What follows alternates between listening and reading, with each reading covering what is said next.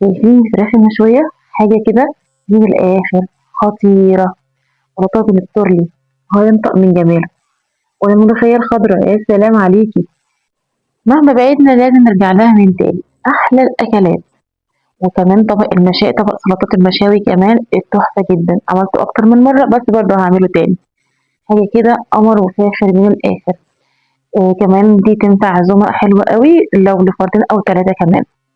يلا بينا على المقادير. معانا فرختين، في البداية كده هاتيهم بملح ودقيق وليمون وخل، اغسليهم ما تقلقيش من الخل خالص، طالما هتغسليهم على طول مش هتنقعيهم كتير في الخل. ملح ودقيق وليمون وخل، ادعكيهم كويس جدا، اغسليهم وابتدي كده انت جايباهم مثلا النهارده الصبح، فايه 6 7 ساعات كده انقعيهم. تمام. بالليل قبل ما تنامي تبليهم. تمام.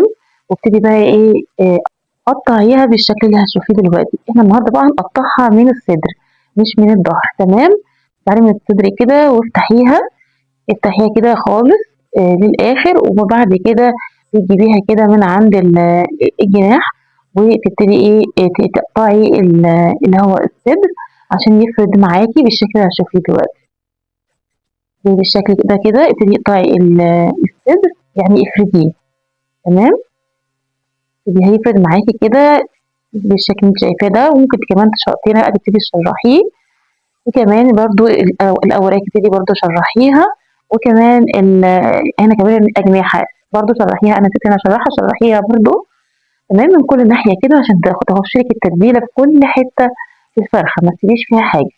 وعند الظهر كده لما تقلبيها بايديك بكف ايدك كده تكسريها، يعني اضغطي عليها ضغطه جامده. تمام. زي ما هتشوفي دلوقتي، زي ما انت شايفه كده. شايفه هنشرحها بالشكل ده كده، وبعد كده نضغط عليها بكف ايدينا عشان نفردها خالص. ودي الفرخة التانية معايا برضو بشرح فيها. تمام. وبعد كده يلا التتبيلة اعمليها. التتبيلة عبارة عن ايه؟ عبارة عن بصلة كبيرة مفرومة خالص، مفرومة كويس جدا. تمام. او حتى ابشريها، وابتدي تجيبي ملح وفلفل اسود مع عصير ليمون، معلقتين من الخل. هحط لك المقادير دي كلها او البهارات دي كلها في الديسكريبشن تحت. تمام. حطي معلقتين من الخل، ليمونتين كده حلوين، معلقتين من الصلصة. تمام. معلقة كبيرة من المستردة. تمام. بصي البهارات دي تحفة تحفة جدا، هتخلي لك الفراخ بجد في حتة تانية والله العظيم. أهم بقى حتة ما تستغنيش عنها ومش اختيارية، العسل الأسود. حطي عسل أسود، أنا بحطها من ليا 18 سنة، حاجة كده قمر. بصي بتخليكي دايما مختلفة. تمام. حطي معلقتين كبار من العسل الاسود، لو ما عندكيش حطي عسل ابيض عادي، بس العسل الاسود في حته تانية بجد. تمام. بهارات الفراخ. تمام. معلقه كبيره من الكاري. تمام كده. قلنا كمان في بهارات الفراخ، وعلبه من الزبادي، وشويه من الزيت. تمام. دي كل المقادير معانا، حلوه قوي قوي قوي. وكمان لو عندك معلقه كبيره من الباربيكيو حطيها، ما عندكيش ممكن دي اختياري ما تحطهاش. ويلا هاتي كده الفراخ تدعكيها كويس جدا وتتبليها. تمام. بايديكي كده تدي كلها كده، ما نخليش حته فيها ما فيهاش تتبيله. تمام. وبكيس نايلون كده ولا حاجه ابتدي غطيها، وعلى التلاجة حطيها. تاني يوم اول ما تصحي من النوم بقى الصبح كده، تمام، ابتدي بقى علقي عليها اول حاجه عشان هتاخد وقت على ما تحضري باقي الاكل كله خلاص يكون استوت. تمام. في البدايه كده انا معايا عكشه، عارفين العكشه يا جماعه؟ او اللي هي الماسوره. شايفين دي الماسوره دي؟ ماما ربنا يرحمها كانت تقول لي دي دايما الشوربه بتاعتها احلى من اللحمه، والله بجد. فلما اكون عامله فراخ مشويه زي كده وعايزه اعمل الاكل كله بشوربه، لازم لما بشتري مع اللحمه البتاعه دي الماسوره. تمام. طبعا الميه هتغلي، انزلي بالماسوره وعليها ماسوره. تمام. مش عارفين بتقول عليها ايه. تمام. انزلي بقى بورق لوري وجزرية مقطعة شرايح، وكم بصلاية كده، لو عندك بصل أخضر بدل القرص على فكرة بيبقى طعمه تحفة في الشوربة. تمام. وعصير طماطم كده، انزلي بكوباية طماطم كمان. تمام. والملح والفلفل الأسود بتاعك، والحبهان والقرنفل. تعملي احلى شوربه. تمام.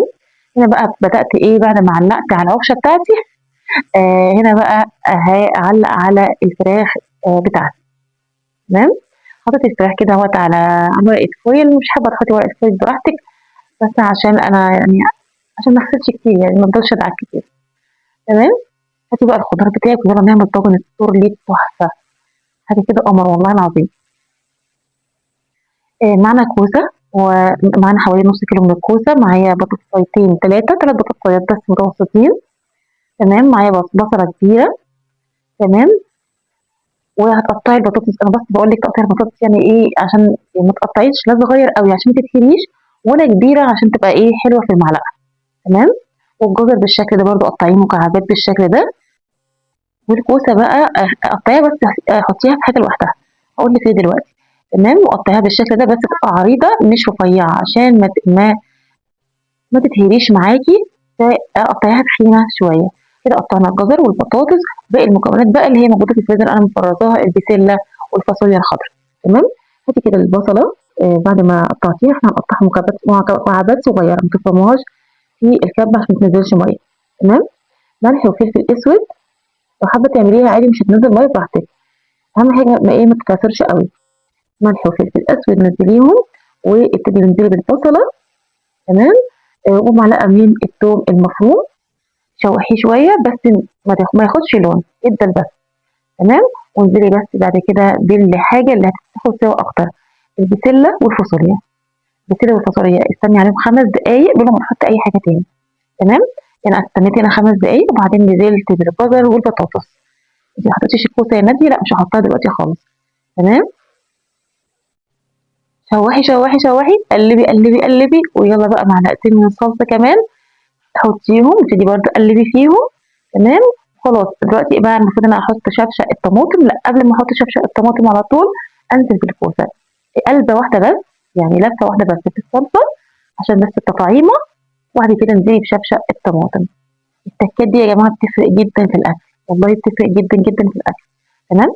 قلنا ملح وفلفل اسود، السبع بهارات، معلقه صغيره بابريكا، بس مش اكتر من كده، ما تحطيش حاجه تاني. تمام. وبعدين حطي شفشق الطماطم بتاعك، وبعد كده يلا بقى حطيها غلوتين 3 على البوتاجاز، وبعدين هتبتدي تقلبيها في الطاجن بتاعك. بتاخد قد ايه؟ ربع ساعة في الفرن وخلاص هتخرجيها وتعملي احلى تورلي. تعالي بقى للملوخية الخضراء. طبعا في البداية تخلي الشوربة قليلة عشان الملوخية ما تبقاش خفيفة معاكي وما تسقطش. تمام. فمن البداية تخليها قليلة، معلقة صغيرة من الثوم المهروس، تمام، الني، وبعدين كده المعلقه من السكر ومكعب مرق، بس كده. تغلي ننزل بالملوخيه الفريزر، انا جايباها اللي هي المفرزه دي وهي مجمده زي ما هي، انزلي بيها وسيبيها تفك. اقول لك نعمل فيها ايه دلوقتي. طبق المشاوي بقى وطبق السلطه التحفه. بصلايه كده قطعيها جوليان، طماطم، بقدونس، معلقه كبيره من السماق، ليمون وخل، وبكده طبق سلطه المشاوي بتاعي جاهز. تمام. بصوا بقى الملوخيه هنطشها دلوقتي معلقه توم مهروس. تمام. نبتدي بقى هاتيها كده، شايفه الملوخيه هنا فكت عادي مفيش مشكله. تمام. لسه هترشها اصبر بس معايا. هنا بقى طاجن التورلي بعد ما غلي نزلناه في الطاجن وحطيته في الفرن ربع ساعه، وهنعمل كمان شويه من الرز حبه وحبه. ربع كيلو من الرز ننزليهم، ابتدي بقى حمريهم لحد ما ياخدوا اللون الذهبي ده واغمق سنه كمان. تمام. وبعدين انزلي بباقي الرز، وبعدين كمان كده تحطي الميه بتاعت اللي هي الماسوره، بتبقى تحفه جدا. تمام. انا هنا نزلت بشويه من الميه المغليه عادي، وكده كملتهم ميه الشوربه. تمام. او شوربه الماسوره. ورقه لوري، معلقه من السمنه البلدي، وهتعملي احلى رز، يبقى تحفه جدا. تمام. هنا هحط الملح في حركة الملح، وورقة اللوري، ومعلقة السمنة البلدي، وهنا كمان هطش الملوخية، معلقة من الثوم، وكمان احط كمان كده ربع معلقة من الكزبرة الناشفة او الجافة، وبعد كده نزليها على الملوخية وهتعملي احلى ملوخية. شوفي فريزن عاملة ازاي تحفة. وادي التورلي طالع من الفرن بيطقطق، قمر جدا جدا، وطعمه روعة قمة الروعة. لايك وشير، اوعي تنسيه، ما تستخسروش فيا بقى واعمليه. تمام. اشوفكم في فيديو جديد. يا رب يكون وصفتي أو وصفتي تعجبكم، وأشوفكم في فيديو جديد. مع السلامة.